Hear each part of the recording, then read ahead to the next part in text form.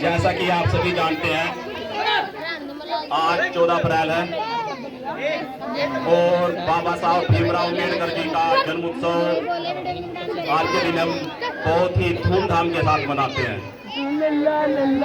बाबा साहब भीमराव अम्बेडकर एक ऐसी शख्सियत है जिन्हें किसी परिचय की कोई आवश्यकता नहीं। आप सभी जानते हैं कि बाबा साहब हमारे जीवन में क्या महत्व रखते हैं, इन्होंने हमारे लिए क्या किया है। प्यारे साथियों, यूं तो आप सभी को सब कुछ पता है, लेकिन संचालक महोदय निर्मल जी ने मेरा नाम अनाउंस किया है, तो मैं भी अपनी तरफ से 2 बात कहूंगा। अगर इस बीच कोई मुझसे गलती हो जाए तो उसके लिए क्षमा चाहूंगा। बाबा साहब भीमराव अम्बेडकर जिनका जन्म 14 अप्रैल 1891 में हुआ। बाबा साहब भीमराव जी का जो महत्व है वो हमारे जीवन में भगवान से भी ज्यादा है, क्योंकि भगवान की कृपा से, भगवान के आशीर्वाद से हमारा जन्म हुआ है। लेकिन जो जीने का अधिकार है, जो स्वतंत्रता मिली है, वो हमें बाबा साहब जी ने दी है। जो ये स्वतंत्रता से आज हम उत्सव मना रहे हैं बड़ी धूमधाम से, आप अच्छे कपड़े पहन रहे हो, अच्छा खा रहे हो, अच्छा घूम रहे हो, अच्छा बोल रहे हो, ये सब कुछ बाबा साहब की देन है। भाई सावन है। जब बाबा साहब नहीं थे तो हमें ऐसे इकट्ठे होने का भी कोई अधिकार नहीं था। खाना पहनना ये सब हमें कोई अधिकार नहीं था। लेकिन जब बाबा साहब हुए तो उन्होंने हमारे विषय में सोचा और इस बात को सोचकर वो हर पल व्यथित रहते थे, दुखी रहते थे कि मेरा समाज कितना बुरी दशा में है, मैं इसके लिए क्या कर सकता हूँ। वो बचपन से ही बहुत ही गंभीर, चिंतनशील, परिश्रमी, कर्मठ व्यक्ति थे। बाबा साहब अपने जीवन में इतने संघर्ष हैं, इतनी कुर्बानियां दी हैं, हम उसके बारे में कल्पना भी नहीं कर सकते। मैं एक छोटा सा वाक्य आपके सामने पेश कर रहा हूँ। बताने को तो बहुत कुछ है, इतना समय नहीं है, लेकिन एक छोटी सी घटना बता रहा हूँ। 1930 में गोल में सम्मेलन था, क्योंकि अंग्रेजों का शासन था, गुलामी थी, गुलामी बढ़िया थी, तो उसकी वजह से ही हमें आज ये आजादी मिल गई। क्योंकि बाबा साहब से पहले, हजारों वर्षों पहले की एक बात मैं आपसे कहता हूँ कि जब हमें यहाँ पर पढ़ने का अधिकार नहीं था, कहीं अगर किसी ने कुछ पढ़ लिया या उनका उच्चारण कर दिया तो उसकी जबान काट दी जाती थी। उसके बाद यहाँ पर अंग्रेजों का शासन हुआ। 1835 में यहाँ पर लॉर्ड मैकाले आए, तो कुछ वोट है। उन्होंने यहाँ पर रिसर्च किया कि यहाँ की क्या व्यवस्था है, तो उन्होंने पाया कि यहाँ पर तो एक बहुत बड़ा तबका है जिसको शिक्षा से वंचित किया गया है, शिक्षा तो दी नहीं जाती, उससे दुर्व्यवहार किया जाता है। तो उन्होंने सबको शिक्षा का अधिकार दिलाया। तो बाबा साहब जब पढ़ लिख कर इस कामयाबी पर पहुंचे कि मैं अपनी बात रख सके, तो उस लेवल का एक सम्मेलन था जो लंदन में था 1930 में। तो बाबा साहब उसके लिए प्रयत्न करने लगे कि कैसे मैं वहां पर जाऊं। बाबा साहब की आर्थिक स्थिति ऐसी नहीं थी कि जिनके पास खजाना था कि जब चाहो लंदन चले गए। अगर हम खुद ही अब भी सोचने लगे, अगर हमको दिल्ली जाना हो तो हमारे पास किराए के पैसे इकट्ठे करने पड़ते हैं कि भाई दिल्ली जाना है।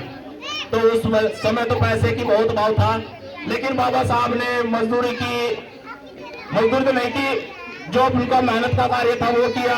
उनकी पत्नी जो रमाबाई थी, उस देवी को मैं नमन करता हूँ कि उसने बाबा साहब के हर संघर्ष, हर कार्य में साथ दिया। 1930 में जब बाबा साहब गोल में सम्मेलन के लिए लंदन जाने के लिए तैयार हुए और एयरपोर्ट के लिए चल दिए, तो उनके बड़े भाई दौड़कर आए। वो कहने लगे कि भीम तू कहाँ जा रहा है भाई? वो कहने लगे कि भाई मैं तो लंदन जा रहा हूँ, गोल में सम्मेलन है।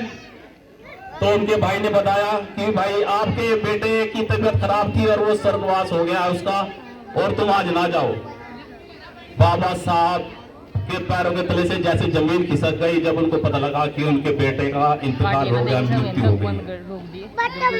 बाबा साहब ने कुछ क्षण के लिए सोचा और कहा अपने भाई को कि भाई अगर आज मैं रुक गया, आज तो मेरा एक बेटा गया है, लेकिन ये मेरे हजारों बेटे जो कुर्बान हो रहे हैं इनको नहीं बचा पाऊंगा। क्योंकि एक वही मौका था अंग्रेजों के यहाँ लंदन में जो गोलमेज सम्मेलन थी, उसमें वो अपनी बात रखते तो उससे ही हमें अधिकार मिल सकते थे। तो बाबा साहब ने अपने दिल पर पत्थर रखकर कहा अपने भाई को कि भाई आप उसका अंतिम संस्कार कर दो, लेकिन मैं नहीं रुक सकता। और बाबा साहब 1930 में गोलमेज सम्मेलन में भाग लेने के लिए चले गए। वहां जाकर उन्होंने हमारा प्रतिनिधित्व किया, हमारे हक अधिकारों की लड़ाई लड़ी, अंग्रेजों को इस बात से अवगत कराया कि जो मेरा समाज है उसको कितनी प्रताड़ना झेलनी पड़ रही है, कितने कष्ट झेलने पड़ रहे हैं। तो अंग्रेजों का ध्यान जब इस ओर आकर्षित हुआ, उन्होंने हमारे अधिकारों के लिए साइमन कमीशन का गठन किया कि इनको भी भाई इसमें निर्वाचन का अधिकार मिलेगा और किसी प्रकार का दुर्व्यवहार होगा तो उसके खिलाफ कार्रवाई होगी। जो आगे चलकर संविधान में भी लिखा गया। जब चंपारण वो हुआ, आमरण अनशन किया था महात्मा गांधी ने, जब बाबा साहब ने कहा कि हमें तो अलग निर्वाचन क्षेत्र चाहिए, अलग हमारा क्षेत्र चाहिए, जैसे पाकिस्तान अलग हो गया है हम भी अपना देश अलग रखेंगे।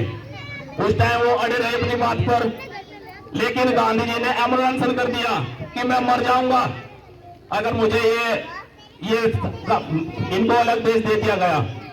क्योंकि वो जानते थे, वो समझते थे कि अगर ये लोग अलग हो गए तो हमारी संख्या बल कम हो जाएगा, हमें कौन देखेगा, क्या हमारी व्यवस्था होगी। तो जो ये सूत्र थे इनको प्रेम मिलाई रखने के लिए उन्होंने आमरण अनशन कर दिया।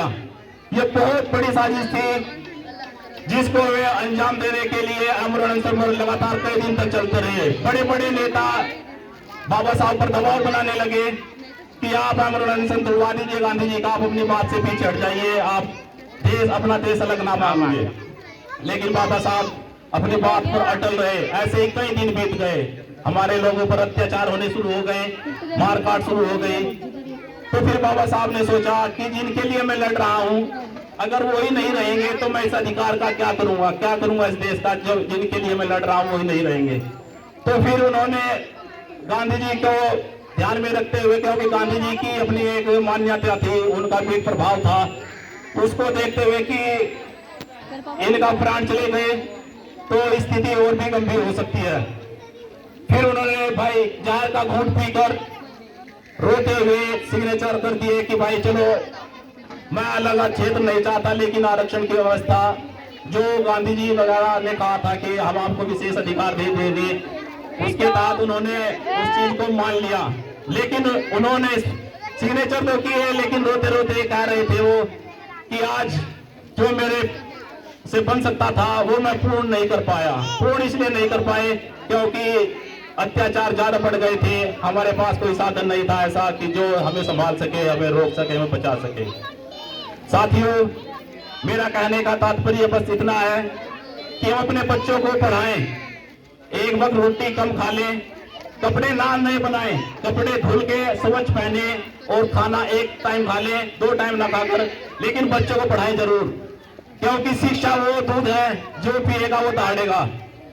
अगर आप अपने बच्चों पर ध्यान नहीं दोगे, अपने बच्चों को स्कूल नहीं भेजोगे तो क्या करेंगे वे? मजदूरी करेंगे, किसी किसान के लगेंगे, तसला ढोएंगे। और आपने देखा है और देखते आए हो, जब हम किसान के लगते हैं तो आगे घर से ले जाता है, चल भाई माची पूरी छोड़नी है, भुक्की भरनी है।